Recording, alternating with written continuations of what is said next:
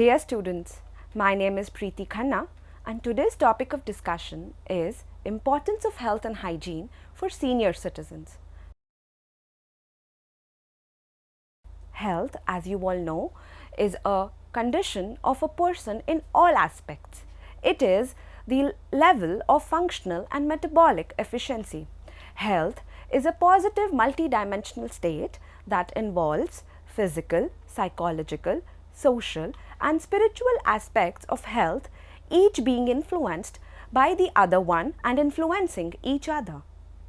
As you are aware that there has been a substantial increase in the human expectancy, as such, the number of the senior citizens in the demographic profile of our country is increasing exponentially. They are one of the most vulnerable sections of our society. Why? Because as we age, the health and hygiene often decline with age. Elderly people may refuse help with personal hygiene, resulting in a constant struggle between the caregiver and an elderly individual. The most obvious and important reason for good hygiene is maintaining physical health. As we age, our immune system is not as robust as it was when an individual is young. And that means germs and viruses are a source of enemy than ever before. Hand washing before handling food and after visiting facilities is a basic step for maintaining a good health and hygiene status. When these types of situations occur, it is important to provide support and other assistance with essential hygiene practices. The objective of learning this course on importance of health and hygiene are to understand the importance of health and hygiene for elderly people, develop an understanding of maintaining a good health status, understanding the meaning of infection, health risk and its prevention, develop an understanding about the procedure of health and hygiene, be equipped with techniques of use of PPE, its sequence of wearing and safe disposal of waste. Now, let us begin with the understanding of the definition of health. As defined by World Health Organization, health is a state of complete physical, mental and social well-being and not merely the absence of any disease or infirmity. Health is a dynamic condition resulting from a body's constant requirement and adjustment with response to the stressors and changes in the environment for maintaining an internal equilibrium known as the homeostasis. In India, as you all know, the elderly people suffer from dual medical conditions. These are communicable as well as non-communicable diseases. This is further compounded by impairment of special sensory functions like vision and hearing. A decline in immunity as well as related to age is also a factor which leads to an increased burden of these diseases in the elderly people. Now let us understand what is the importance of good health. Good health can be defined as a condition where both our body and our mind are working properly and in sync. If a person has a healthy body and is active, then that person will grow and mature even more actively. Health and wellness bring a drastic improvement in the overall quality of life of an individual. A healthy person looks attractive and also feels good about self. Now, let us discuss about the steps for maintaining a good health status of an individual. The number one and the most important step is eating healthy, including a variety of foods from different food groups like cereals, pulses, green leafy vegetables, fruits, nuts, seeds and healthy oils. Limit the intake of salty, sugary and high-fat foods. The next one is exercise regularly. Physical activity is a great way to release stress. 30 to 45 minutes of daily light to moderate activity is a great way to include exercise in your schedules. You will see not only an improvement in the way you look, but also the way you feel. reduce stress. Take 15 minutes out of your daily schedule to unwind briefly and take a few deep breaths, including slowly inhaling and exhaling out. This exercise will help in reducing the stress levels. Next one is to drink plenty of water. Water keeps you hydrated and also helps in flushing out of the toxins from the body. Therefore, keeping yourself hydrated by consuming fluids and water is a good practice and should be inculcated in everyone's daily routine. Sleep well. A full 8 hours of peaceful sleep is required for a person for maintaining a good health status. The next one and the most important one is washing hands. Diseases are most commonly and frequently transmitted via hands. So, washing your hands thoroughly with the help of water and antibacterial soaps is of prime importance. Lastly, maintaining healthy relationships. Healthy and supportive relationships with family and friends helps in reducing levels of depression and anxiety. They will also provide a more positive outlook towards life. Hello friends, my name is Paramjeet Kaur, working as a Public Health Nursing Officer at Safdarjung Hospital, New Delhi. Now I will take you to the next heading of our topic. What is infection? An infection is a condition where an organism enters our body and causes a disease. Such organisms cannot be seen by the naked eye and are termed as microorganisms. They are also called as germs. Germs can be present everywhere in the air, our body, our clothes, food, human waste, liquids, and on top of the tables, bed sheets, plants, animals, etc. Now, infection control is the discipline which is concerned with the prevention of infectious diseases among the healthcare provider and the patients. Infection control addresses factors related to the spread of infections within the healthcare setting and includes prevention and monitoring, investigation of demonstrated spread of infections in an area, management of such situations. As a caregiver, you must understand how you can control infections at home and control the spread of germs in an environment while giving the care. In addition, caregivers must also require precautions to protect themselves as well as others from the infection. They should be aware of the term universal precaution, especially in the case to reduce transmission of blood-borne and other pathogens that cause the disease.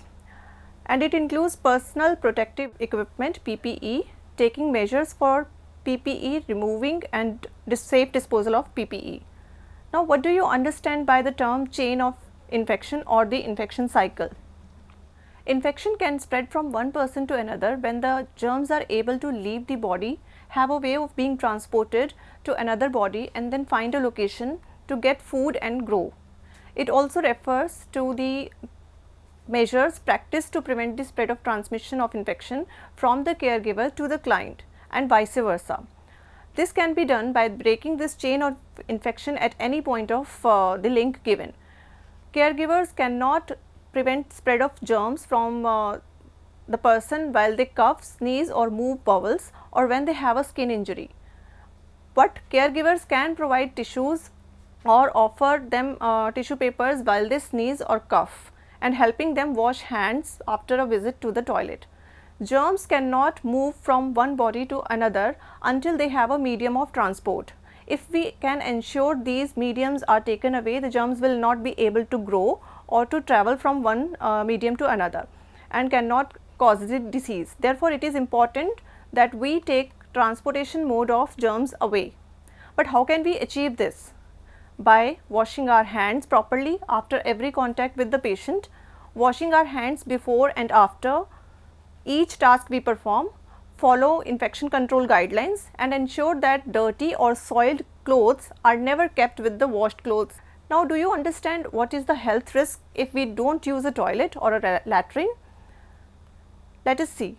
The infected germs from the feces get on our hands due to not washing them properly with soap and water and use of dirty hands for preparing food and eating, the germs will get into our body and will have a condition that causes us to fall ill. Infected germs from feces will sit on us and on the food we eat and make us sick. The germs from feces get into the soil and make our crops and drinking water infected also. How can we prevent then infection? Infection prevention and control measures aim to ensure protection of those who are vulnerable to acquire infection, both in general community as well as while receiving the care in the hospitals. The basic principle of infection prevention and control is maintaining a meticulous hygiene. Now, what is a hygiene? Caregivers can help by keeping the room used by the patient clean and sanitized. The spread of germs is reduced in such clean rooms both in houses and in hospitals as well as in the nursing homes. Caregivers must also ensure that all equipment used for the patient care is clean after each use. Gloves and sterile dressings must be used to handle the bed sores, wounds and open skin surfaces. Point 3 is caregivers must take infection control as a part of their protocol by using standard precautions at every place. They must wash their hands, use medical equipments whenever necessary and follow the infection control practices. Many of senior citizens have a history of breathing problems also. So, we as a caregiver must be aware of the vaccines they might need to protect themselves from these breathing problems. Caregivers must not come to the work if they are infected with some of the infection or they have an infection disease. They must take rest, have a good diet and get vaccinated time to time. Now, the components of a infection control practice.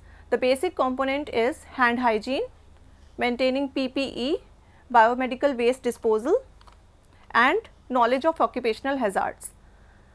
Coming to the definition of hygiene. What do you mean by hygiene? Hygiene is the science which is concerned with the condition and practices that help in the prevention of illness and maintenance of health. Personal hygiene is defined as a condition of promoting sanitary practices to self. Maintain a personal and public hygiene by using hand sanitizers and washing hand properly after each task, eat good food, right immunizations at right time, healthy environment. Now, let us discuss the basic component, that is hand washing. Hand washing is defined as a vigorous brief rubbing together of all surfaces of lathered hands followed by rinsing under water. The success of hand washing has been proven since hundreds of years. Therefore, it is important to maintain hand washing after each task. Hand is the most important thing that the caregivers can do to prevent the spread of infections. Caregivers carry the biggest risk of infections as it is their hands that carry the most of the microorganisms or the germs. What are the things to be kept while washing the hands? First and foremost thing, the point number 1 is cut short your nails, remove all the jewelry of any type, turn on the tap, wet the hands up to the wrist, apply soap and detergent to the hands and wrist while the water runs on. Wash your hands thoroughly.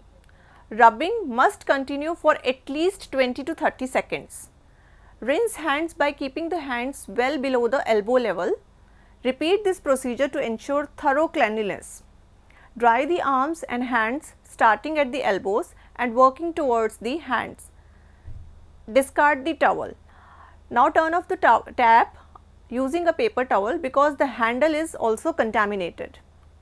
What are the occasions of hand washing? Let us see when to wash hands. On arrival in the department, before and after the patient care, before and after gloving, after blowing or wiping the nose, after any cleaning session, after using the washroom, prior to eating meals. There are 6 steps of hand washings basically which should be followed every time. First is rub palm to palm. Second, rub the back of both the hands. Rub palm to palm interlacing the fingers. Rub the backs of fingers by interlocking the hands. Rub the thumbs. Rub palms with fingers.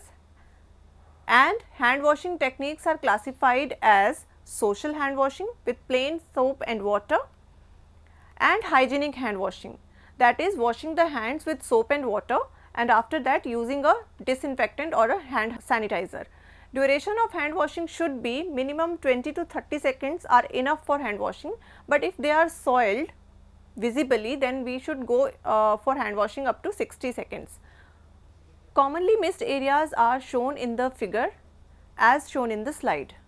Now let us discuss how to use the hand sanitizer. As you can see in the next slide also, this slide shows us how to use hand sanitizer. Coming to the next topic, that is the PPE, personal protective equipment. What is a PPE? It is very important to wear PPE to prevent cross infection. All healthcare workers and caregivers must use the following standard precautions while handling any body fluid both at the home or in the hospital. All the body fluids are very good transmission of transporters of germs and microorganisms. Some of the examples are given below, that is the blood, human waste, wound drainage, secretions from nose and saliva, sputum, tears. These are the body fluids which are, especially the vomiting, breast milk, fluid taken from the lungs, abdomen, spine. These all are infective body fluid material. Standard precautions and practice. Caregivers must be able to understand the term standard precautions and practices when it comes to handling waste, as well as providing care to the patients with an infection or those who have high risk of getting infection. Wearing of PPE. PPE includes shoe cover, caps, goggles, mask, face shield, etc. Let us see use of mask and face shields. We use mask, eye protection and a face shield before going very close to a patient for any activity that involves splashing or spray of body fluids on us. Apron. Apron is used, or always we have to wear a gown or apron when we are doing any procedure that may soil our clothes with human body fluids that are infectious. Take the gown and throw it away after single use. Do not use a gown more than one time. Wash your hands immediately after you take away the gown and throw it in the appropriate BMW bag. Gloves. Wear gloves whenever you touch anybody, any fluid, including when you are handling an empty urine bags also, urinals or bedpans. Remove the gloves and throw them after each single use in a proper manner. Hospitals have separate waste disposal units for such items. Please do not reuse them in any condition. Always wash hands immediately after taking off the gloves that have touched a patient or a body fluid. Discard all the PPE immediately after one use. They are not supposed to be reused under any condition. Patient care equipment and supplies. Let us see what is that. Carefully handle all the patient care equipments and dirty equipments so that it does not touch your clothing and any other patient you are caring for. Use single use patient supplies with only one patient and throw them away after they have been used once. Environmental control. The caregiver must clean all the dirty items such as bedside tables, IV stands every day for every patient. Caregiver must make sure that all the wheelchairs, beds, walkers, etc. are routinely cleaned and sanitized. Avoid sitting on a chair or a bed of the patient at all times, because the bed is used by a patient who is infectious. So, never share their bed. The caregiver's uniform also is the source of spreading infection. So, always keep yourself tidy also. Ensure that the soiled clothes of the patient are washed separately. Always ensure that special waste unit is handled by the rules as per the biomedical waste management. Handling all the sharps safely and in the prescribed form can also prevent infections, and it must be followed. The procedure for putting on and removing PPE.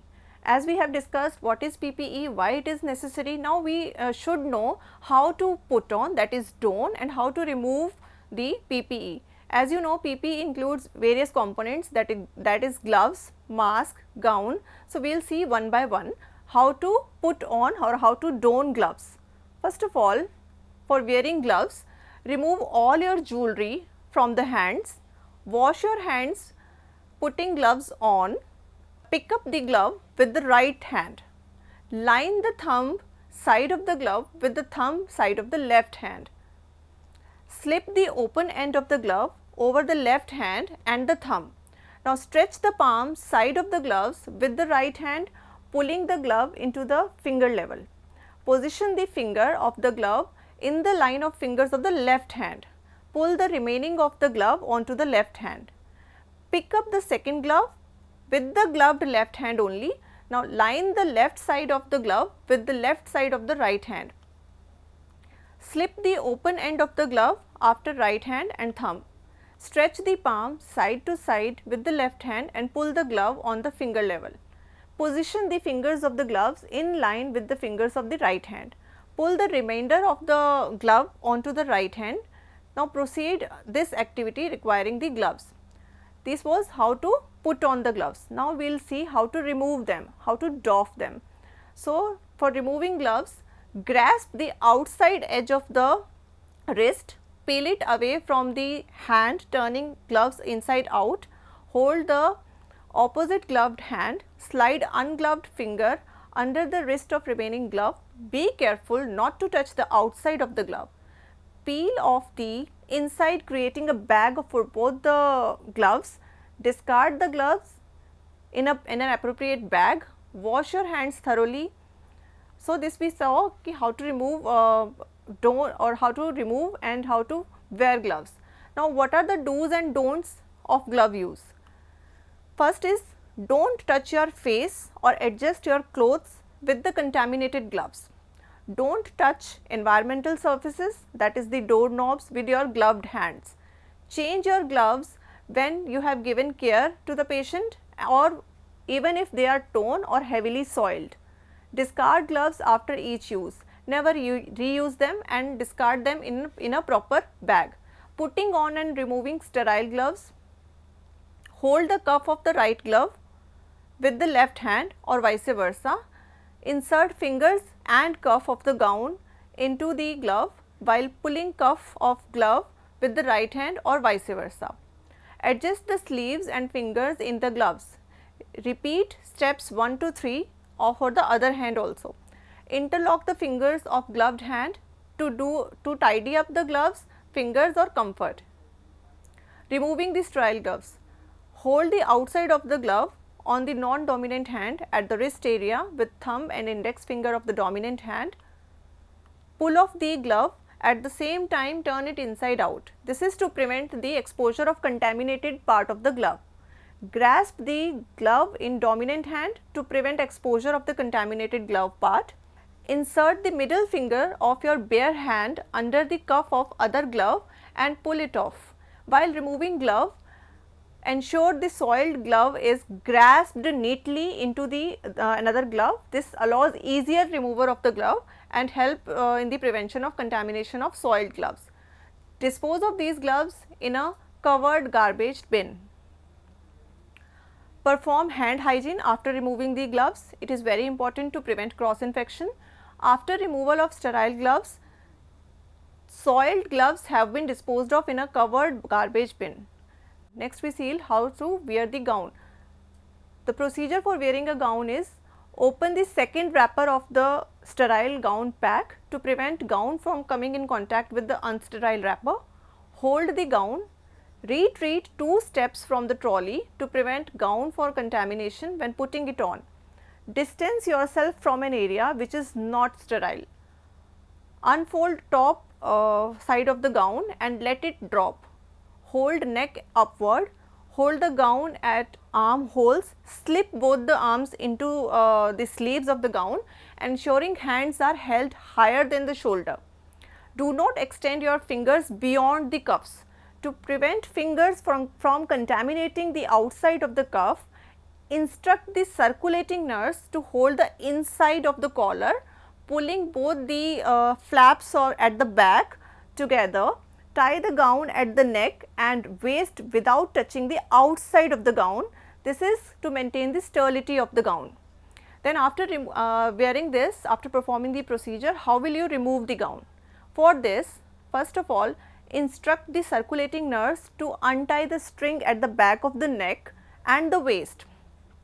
Hold the shoulder seam of the gown and pull downward towards the sleeve, at the same time turning it inside down. Repeat this step 2 for the other hand also. Now remove the gown and fold the gown inside out and hold it away from your body. Place the gown in the linen skip or dispose it as in the appropriate BMW bag. After removing, wash your hands with soap and water and make them dry.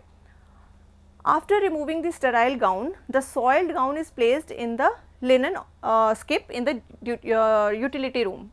Now putting on or removing the surgical mask. Procedure for putting on the surgical mask is: hold the string at the fringe of the mask, avoid the direct contact with the mask, place the mask over your mouth and nose, and make sure that the mask is properly placed. Pull the upper string over your ear and tie the upper strings against the back of the head snugly. Pull the lower strings towards the back of the neck and tie it like a ribbon. Secure both the positions of the strings of the mask. Tidy it up the mask to make sure that it covers the nose and the mouth both completely, to prevent the microorganisms from escaping wrongly positioned mask. Avoid speaking, coughing or sneezing once you have worn the mask. But if your mask is soiled or it becomes wet, do not forget to change your mask frequently.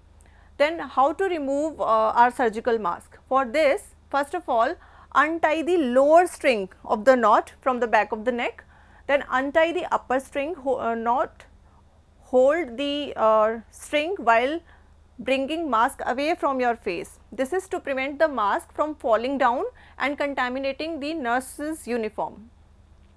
Third is, fold the mask inward by holding its edges.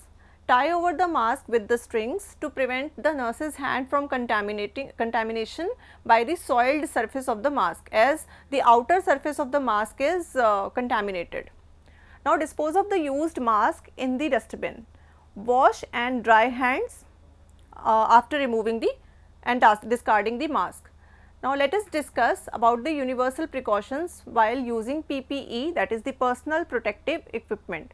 Wash your hands immediately after taking off the gloves and do not walk around the house with the gloves that have touched a patient or carried out any of the body fluid related procedure. Discard all the single use PPE immediately after use. Do not touch your face, adjust your equipment once you have worn the gloves or your gloves are contaminated. Do not touch environmental surfaces except when necessary while performing the patient care duties.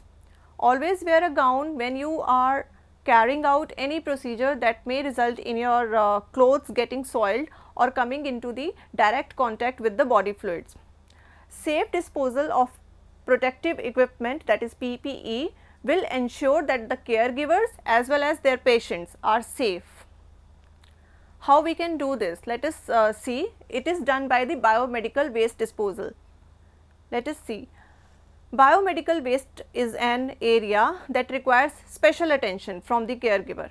Much of the waste could be source of infections such as hepatitis B and HIV as well as bacterial infection. Type of waste is infectious waste, especially the blood soaked bandages, used gloves, dirty cotton, sanitary napkins and diapers. Hazardous waste, sharp objects such as needles, syringes, glass objects, these all are under the category of hazardous waste. Radioactive waste is equally important. These includes all the equipment which is resulting from the treatment of nuclear medicines, cancer therapies and pathological waste. Then general waste like paper, plastic, liquid etc., dry waste. Then waste disposal management.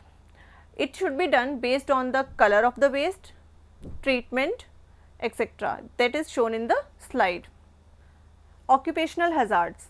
Occupational hazards refers to the spreading of communicable diseases from patients to the healthcare personnel. Following are the ways in which a healthcare personnel can become prone to occupational hazards. Through a needle stick injury or a cut, involves a mucous membrane through splash into the eyes, nose or mouth. When the skin is chapped, scraped or afflicted with the infection, the prevention of occupational hazards can be done by making the use of universal or the standard precautions which applies to each and every patient. In the end, to conclude, unhealthy habits and stressful working conditions can affect health. To function properly in a physical, mental and emotional state, care should be given to the health status and the working environment so that one can feel good, be productive, and proper maintenance and adherence to the protocol of infection control safety are must for self and for the client safety. In the end, a healthcare safety is a priority for patient care safety. Thank you.